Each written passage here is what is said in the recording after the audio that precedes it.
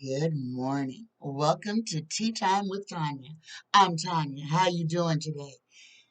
Happy June 1st. It is Wednesday, the 1st of June, 2022. We are officially halfway done with 2022. Guys, time is in hyperdrive. Again, it's time to get right or get left. Okay, let's start this off with a blessing, shall we? Dear universe, dear creator, dear spirit guides, please give us a blessing. Give the collective a blessing for this Wednesday, June 1st, 2022. We get the blessing of good fortune. Rich and rewarding experiences bring you increased spiritual awareness at this time. Good fortune flows to you as your third eye opens. You are inspired, feeling totally at peace. Life is a beautiful tapestry woven in threads of love. Namaste. Let me read that one more time. Look at this card, guys. The blessing of good fortune. Rich and rewarding experiences bring you increased spiritual awareness at this time. Good fortune flows to you as your third eye opens. You are inspired, feeling totally at peace. Life is a beautiful tapestry woven in threads of love. Namaste. Good morning, everyone. Good morning. Again, I am short on questions, so today's reading is going to be very short. In fact, the only person I have questions from is Denny. So, this today's show is the Denny Question Show, and there are good questions too. Great job, Denny. So, we're going to go ahead and kick this off. First question is about the 2016 election. I kind of touched on that on Monday, how 45 stole the election in 2016 and how they had planned to do the same thing in 2020, but it didn't work in 2020. Uh, Now, let me read this to you. Okay. The 2016 Electoral College votes, 45 said that if I lose, the election is rigged. He said that before the first vote was cast. And if you guys can remember, the people who were um, Electoral College people who were the actual appointed ones got hemmed up into it was something messy that happened. And when they went to be able to do what they normally could do, revise, change, edit their votes, there was a fee imposed on individual electors, not on the state. Okay, so the people who were the electoral college were going to be fined $1,000, which for most people is most normal people that can't just reach out in their pocket and throw down $1,000 and not worry about it. These electoral college people were put in a position to where they could not change their vote. They were strong armed into giving that vote, and then they were not allowed to change their vote as they were have been allowed to do all this time. This was done in state by state changes of the electoral rules. This is going to be important later on. Um, if this is being, and I'm sure it is being investigated, however, the wheels of justice are slow and our government does not work for us. So when it finally comes around to justice actually being served for what was done, it could be a lot of time passing. Denny's question is, will the delegates that voted for 45 face any jail time. And Jenny, I wanna say this: those electoral electors, the electoral college, the people that were elected to be or chosen to be electoral college people, they were duped. They were tricked. It wasn't them that did it. So, the first part of your question, I'll ask Tara, will the delegates of the Electoral College be jailed? Words upside down.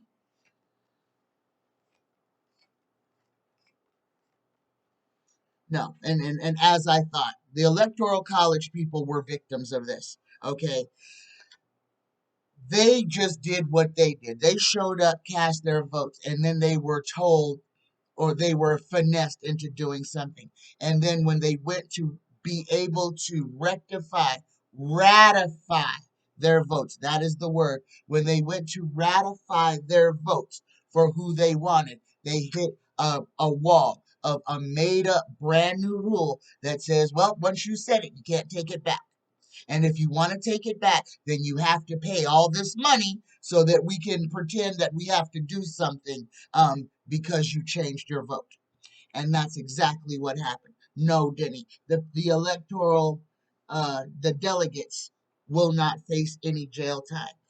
They will get justice, though, because they were victims of states predatory, and this is what it was. This is individual states that messed with their electoral rules in 2016 to allow this to happen. Now, this is going to fall back on those states. And I'm not sure if I have the states right, but we know one of them was Pennsylvania, I believe Arizona, Wisconsin, all these, all the places where they wanted to do the fake recount are the same places where the delegates were corrupted in 2016. Okay, my next question, and it's also from Denny. Truckers, over the road truckers, the people, our supply chain. Truckers are having problems keeping their trucks running. The DEF, which is the diesel exhaust fluid, and urea um, sensors are unavailable. And without these sensors, the trucks cannot regulate how to mix those chemicals and the trucks don't run. Now, this only applies to newer trucks who were outfitted with these sensors.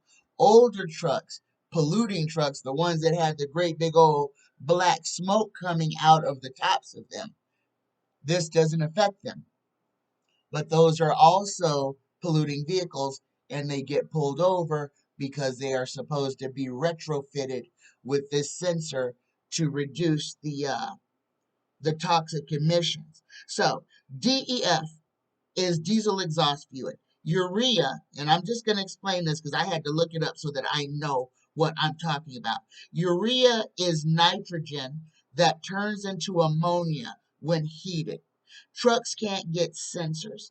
So the question is, will this put truckers out of a job? Because this is going to affect our entire supply line, our supply chain. Okay, getting goods from point A to point B, requiring trucks. Okay, and now these trucks, because of the supply line shortage, because we depend on China to get everything. There's our first problem. We depend on China for everything. And China can decide to be as slow getting things to America as they want to. Okay, but that's another question. I'll get to that secondly.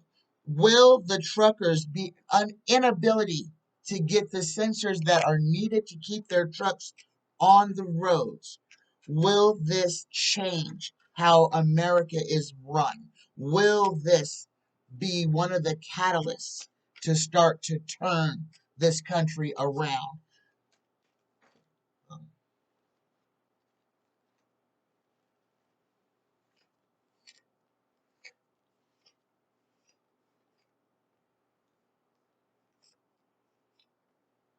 Hmm. No, Denny. And this is a scary throw. So the question was, the situation.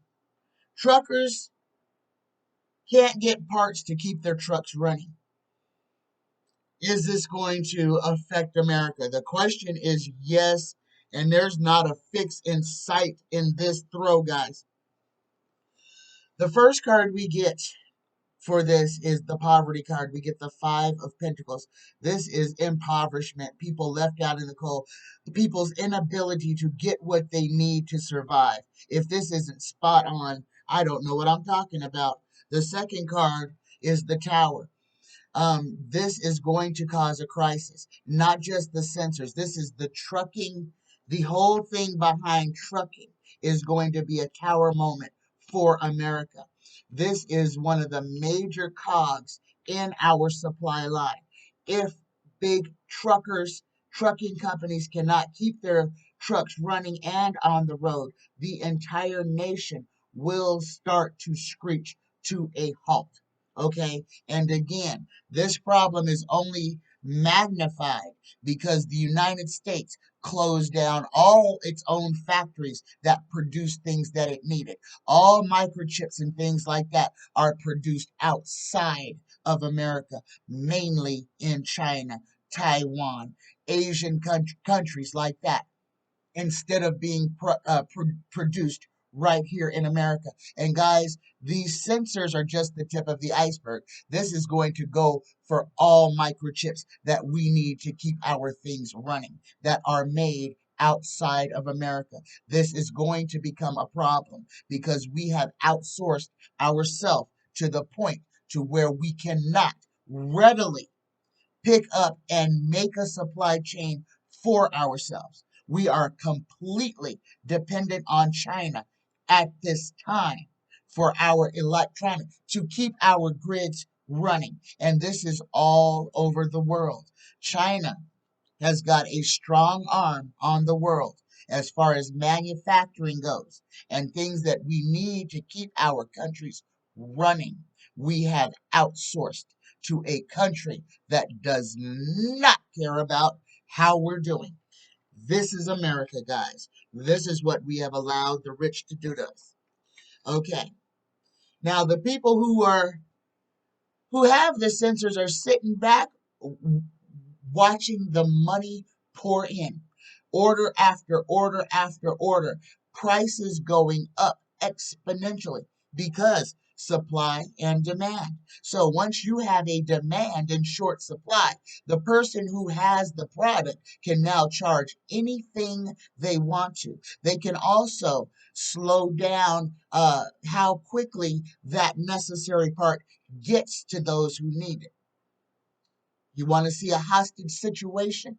This is what we have allowed America to do by outsourcing all of our manufacturing to third world countries and to China, which is not a third world country, which is a mega superpower and who is about to flex on us. Okay? Next card. I don't have to read all of these, but I'm gonna because I only got 3 questions. This is thievery. Thievery. The people who can, again, the country who is making these sensors knows they can be as slow with production as they want. They know exactly what it is going to do. Okay, and how long it'll take for America to find another company to retrofit those sensors. This is the epitome of one shooting oneself in the foot, and America has done that. And it was compounded when 45 did away with our trade agreement between Canada and Mexico and modified that. All of these supply chain glitches you can directly blame on 45. He did this. Yes, he did. Wanting to put his name on everything, wanting to mess up the supply chain. He did exactly what his overlords wanted him to do. He broke America. He broke it. And he made sure that our number one enemy, whether you guys want to believe it or not, because The one that we have to worry about is not Russia. It is China. Okay? It has always been China. China has more people than the rest of the world. Okay? They have the biggest army on the world, and they are the richest country in the world. And they are a country that does not give a damn about its own people. So, what does that mean for the rest of us? If they don't care about their own, where do we fall? Where do our needs fall? We are about to be in a very bad situation. We're already there, but it's going to be to where people will not be able to deny what has been done. Guys, we are about to see, it's going to be like a purge with the things that are going to happen. Again, disassociate yourself from it. Don't live in that fear matrix. Because if you're dwelling down there, all the things that these politicians and governments are doing are going to make your life miserable. Disassociate yourself from I call it varullo, okay, from the mess, the grossness, the garbage. Disassociate yourself from the toxic matrix, okay? It is time for us to work on ourselves. This is what we are charged to do. Look inside, fix the things inside of yourself that you can fix. Bad attitudes, bad habits, not caring for yourself. And that is a big thing. The number one thing that we have to learn how to do is to love ourselves, to take care of us. Because once we learn how to love ourselves, then we can love other people. But we've got to realize that we are worthy of love. And a lot of the things that we are going through is because we as a populace don't feel like we're worthy. And that is something that has been placed upon us. We look at people who don't have a lot of money and we say, well, if they would just work harder, they would have more. No, but you don't look into this person's life and see that this person is working 2 or 3 jobs, or maybe this person is working a job and is taking care of an infirm parent or a child. Okay, we don't know people's situations, but we're all broken. And until we understand that we are all broken, we are all broken. And the only way to get out of this darkness is that we understand and know that all of us, every single one of us, is having some type of an existential crisis at each moment of the day. Any person that you walk by on the street, in the store, whatever, is suffering from their own catastrophic life, just what's going on in their life. Every one of us walks around with a cloud of uncertainty hanging above us. We can fix that by learning who we are, taking what we need and leaving everything else, not falling victim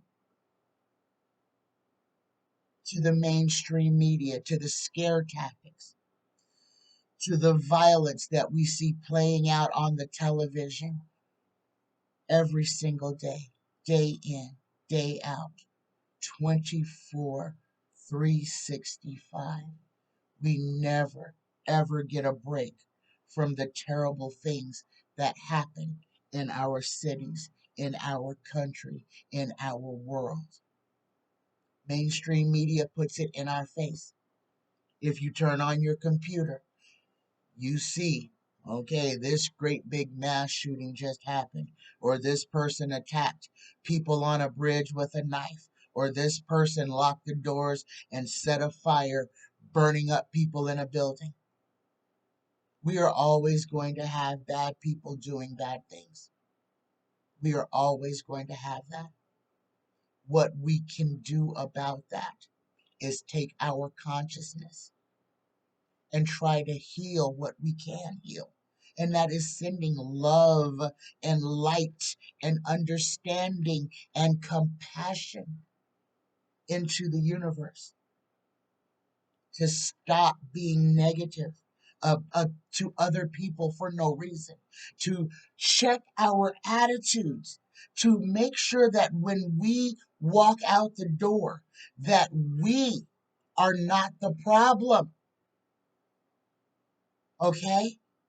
Check your attitude before you leave the house. What can you do to make our lives better? What can any of us do to make our lives better? Okay. Um,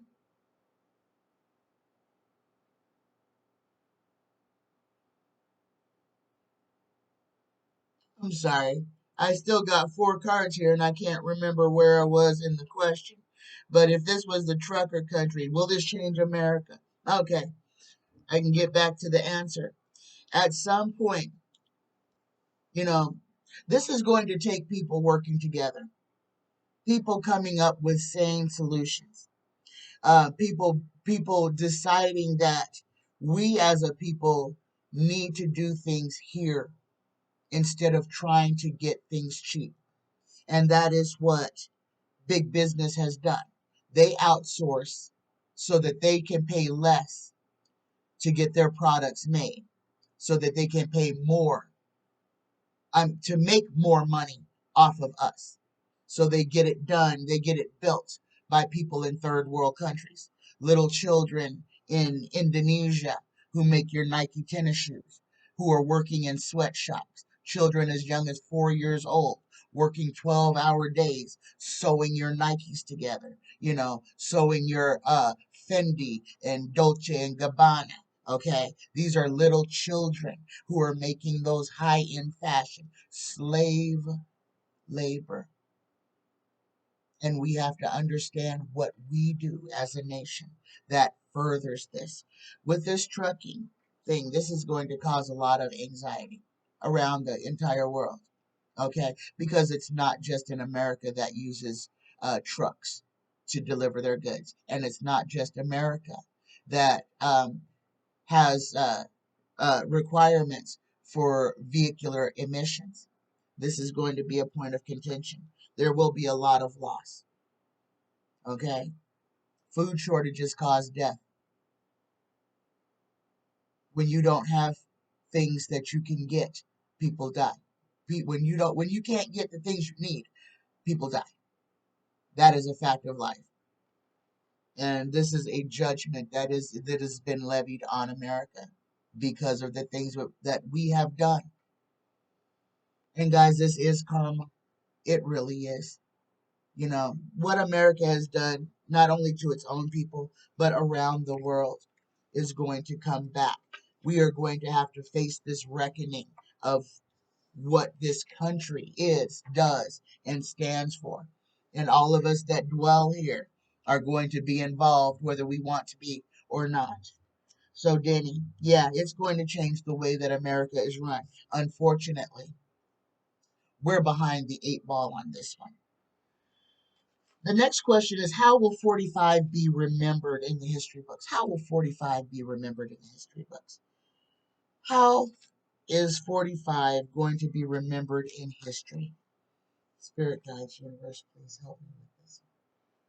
Tell us in the future what will be said about the years of 45 and beyond and before. What what will the history books reveal? Huh? Oh my goodness. Oh my goodness.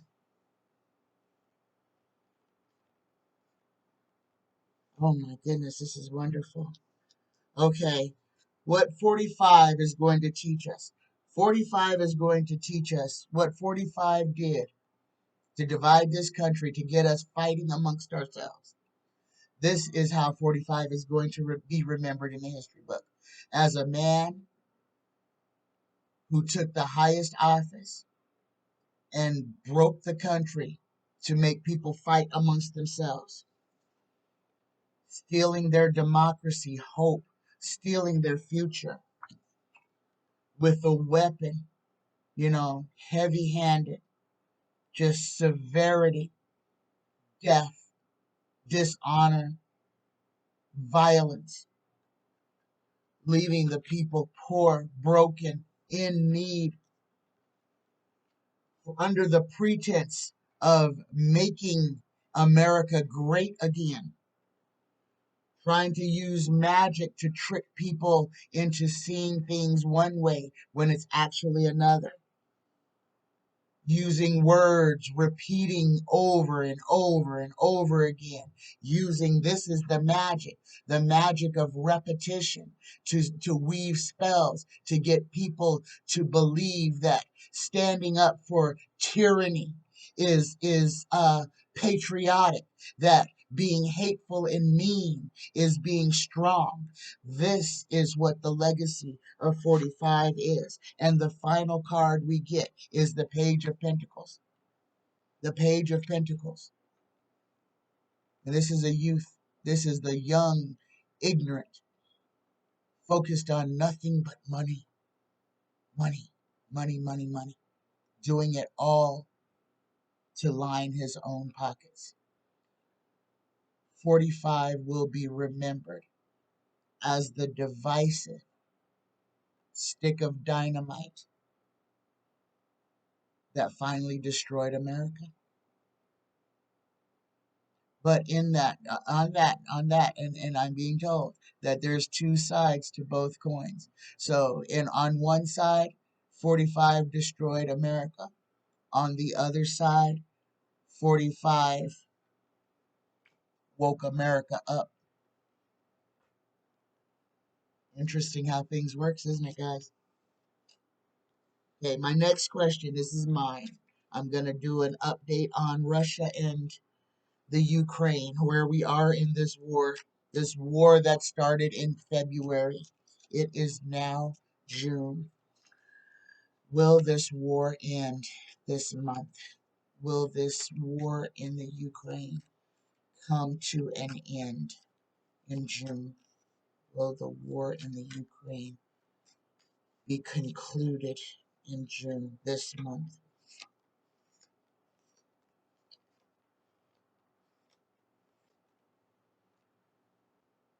Oh, wow. Okay, give me a second, guys. This one just blew my mind. Vladimir. Vladimir is having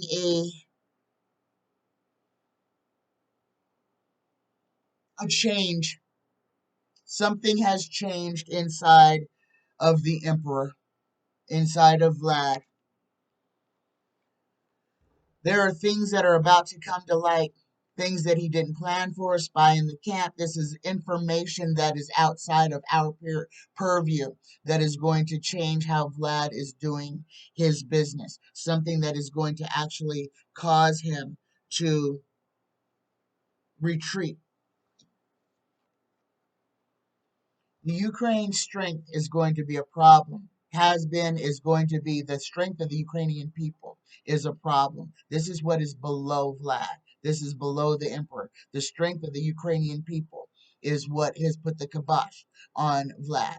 He can't kill them. He can't kill them fast enough. He can't shut them up. He can't stop the information from leaking. And it's leaking back to his people, which is having a change of heart on the Russian people, the mothers who have lost their sons, who are now looking for information and finding information, the truth that is being whispered. The people who have their fealty to Vlad are now, their eyes are being are being opened, and these are Russian people. Russian people, the consciousness of the actual Russian people is what is going to force the ending of this war. It is, they are going to realize the lies that they have been fed, that they have been force fed. There may be an uprising in Russia. There will be an uprising in Russia. The Russian people are not understanding why they are being turned into a third world country, and they are. Their shelves are becoming depleted. Everything has tripled in price. Things that are not grown in Russia, that are not manufactured in Russia, is now a scarcity. Everything that they love, their modern day conveniences, Starbucks, McDonald's, all their creature comforts are being taken away from them. They are feeling like they live in Bolivia. This is exactly what they're feeling like, that everything is being taken from them. This is going to cause them to turn on their own government. What Vlad has done has broken their economy and has broken their people. Vlad is looking to make money off of this. The people who have no money are wondering where it's going to come from, how they are going to get back to a livable space. Time is what is killing Vlad in this war. Every day that this war eggs on hurts the Russians more and more. Ukrainian people are dying, but they are fighting for a cause, and that puts a cloak of protection around them that Vlad does not enjoy. Okay, even though Ukrainian people are dying, those people are dying as martyrs. They are being murdered. Vlad is the murderer. The Russians are the ones who are facing the consequences of Vlad's deeds. Okay, what's coming for him is his tower moment. He is in it. That, guys, the question is, is June the end of this war? Okay, and this is coming up to the end of the month, because the last card, guys, the very last card, we get the sun, and that is, to me, the biggest yes in the deck, that this war is going to end this month in June. Vlad's war, his reign of terror, will come to an end this month. Okay? I'm putting it out there that this war will conclude this month. The Vlad is going to have a turnaround of this, and I feel that it is going to be the Russian people who are going to be the ones who make this war stop. It's not going to be just because Vlad got tired. No, it's going to be because of the Russians. The Russian people are tired of Vlad. Okay. And I didn't want to do this, but it's June 1st, and we had our first super severe weather. Our first hurricane came, and it came from the Pacific Ocean, guys, not the Atlantic. It's going to be crazy.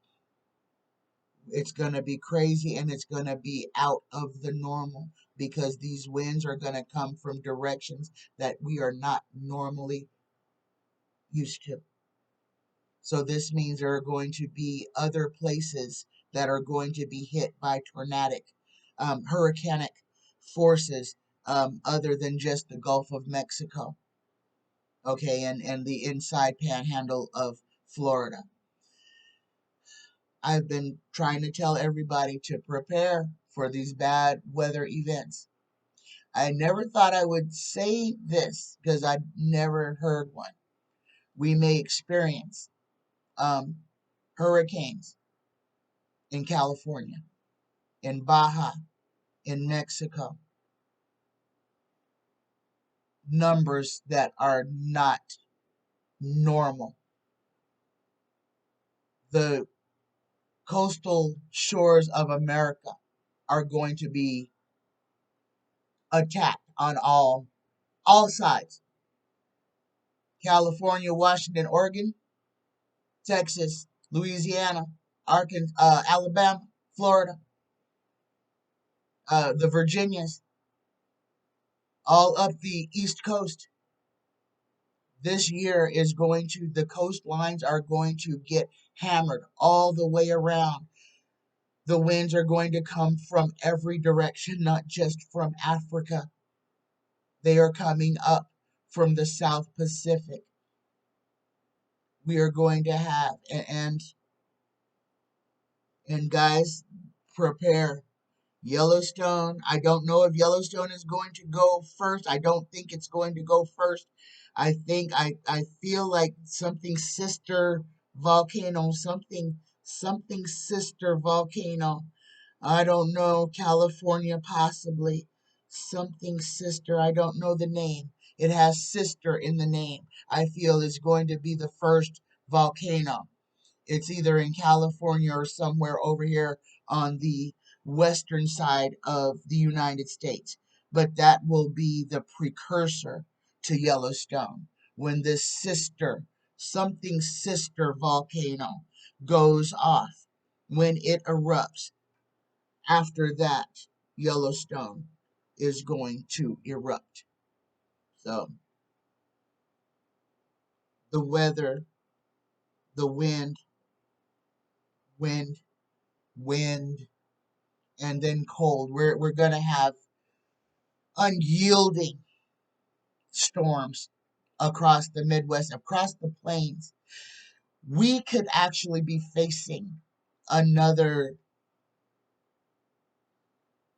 I don't know what to call it, a low depression in over the plains to where everything is just covered in dirt again, where literally cities could be buried in dirt. I mean, literally just dirt, just covering areas of the United States in the plains and the flat lands.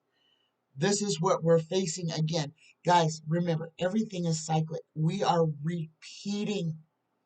We are in a repetitive, as I'm making up words, repetitive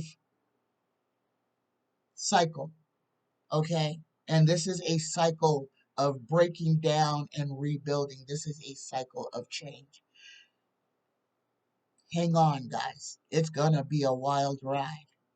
Pay attention to your weather reports. Okay, if you have to watch the news for your weather. You know, make sure that you are keeping abreast on that. Get the things you need to keep yourself out of the dark or cool in an emergency because that's what's going to be important. Again, keep a jug of water and a blanket in your car and some type of a snack. And make it something that you really don't care for so that you won't eat it and it will be there if you need it. Okay? But keep it there. We are going to be in we're in a system of change to where things are going to just happen out of the blue, especially weather events. Storms can just pop up. Um, haboobs, haboobs. This is going to be a bad year for walls, rolling dirt storms, zero visibility. Arizona is going to be hit, Nevada as well. California is going to be hit with haboobs. These are dirt hurricanes, walls of dirt that roll through cities. This is going to be a year of haboobs. Be prepared. Understand, research what you need to do if you come into a situation, how to stay safe in a situation, okay? You know, how to pull off the roads. Educate yourself so that you know what to do if a situation finds you. Okay, guys, not to scare you, to prepare you. We're gonna make it out of this. We're gonna be okay one way or the other. We're either going home or we're going to our new planet. But we have to survive these times right now. And we have to prepare ourselves for the man made catastrophes that we are inevitably going to face because of the things that we as people have done to this planet. Okay? I love you guys. Have a fantastic day. And please drop some questions. in the box for Friday's show, or else I won't be able to go live. Okay, guys, what's on your mind? Let's get it answered. Um, let's talk about the things that are frightening so that people are not walking around scared. Okay, let's answer the questions that need to be answered so that we know how to proceed. I love you. Take care of you. Number one, take care of you. Love on yourself. You're special. You are worthy. You're amazing. Have a fantastic day. And I love you. Bye bye, guys. Namaste.